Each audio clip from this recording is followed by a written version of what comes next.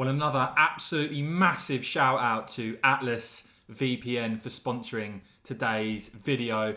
Do check out their latest deal at £1.46 per month. It works out as 82% off. Of course, Atlas VPN stops ads and malware.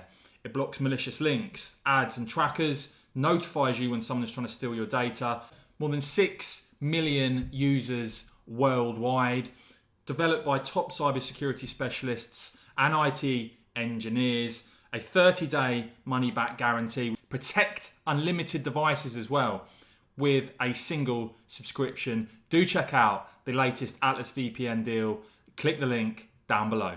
Well, look, we know many who never accepted the referendum result and tried to stop Brexit are absolutely hell-bent on still, unbelievably, on reversing Brexit, on a rejoin EU agenda. That is absolutely crystal clear. Their tactic is to blame everything negative that goes on in this country, blame it all on Brexit. So that campaign, that establishment campaign, we know is underway. They're trying to hide it, of course, because they know how unpopular it is. They realise they've been beaten time and time again when voters have had their say. And certainly the government haven't maximised the opportunities of Brexit. For instance, I think it's crazy that they've simply refused to cut net migration to levels that David Cameron was saying were sensible, but of course he couldn't deliver that inside the EU with open borders.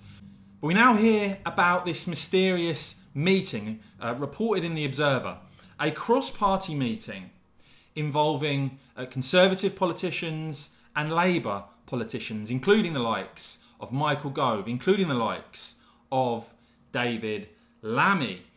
And indeed, it looks like Keir Starmer's shadow cabinet here firmly involved, according to The Observer, along with former Tory party leader Michael Howard, Norman Lamont, David Lammy, as I mentioned, a shadow Labour Defence Secretary, John Healey.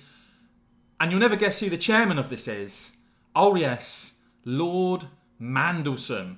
Peter Mandelson apparently as the chairman. I do support a people's vote because I think it's going to be the only way in which the public are going to be able to resolve what is an acute dilemma.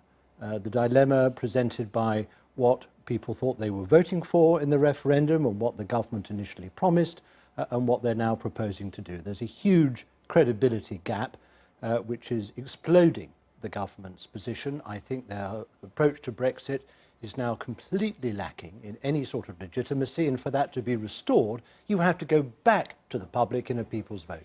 With Ollie Robbins, it looks like, in attendance as well. Now, according to summit documents, The Observer reporting there, apparently a clear European as well as British strategic interest in pursuing what they describe as a productive and closer relationship. Now, needless to say, the response to this from Brexiteers hasn't exactly been warm.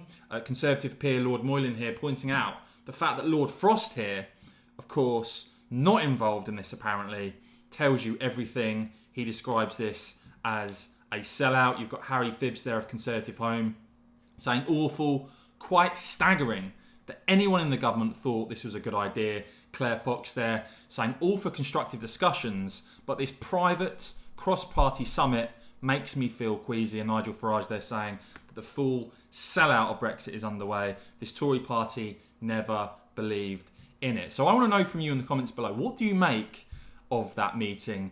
Do you think it's reasonable, or do you think there's something else going on here? Let me know your thoughts in the comments below, guys. I will keep bringing you the very latest on this and more, so please do whack this video a quick thumbs up, and of course, as ever, cheers for watching.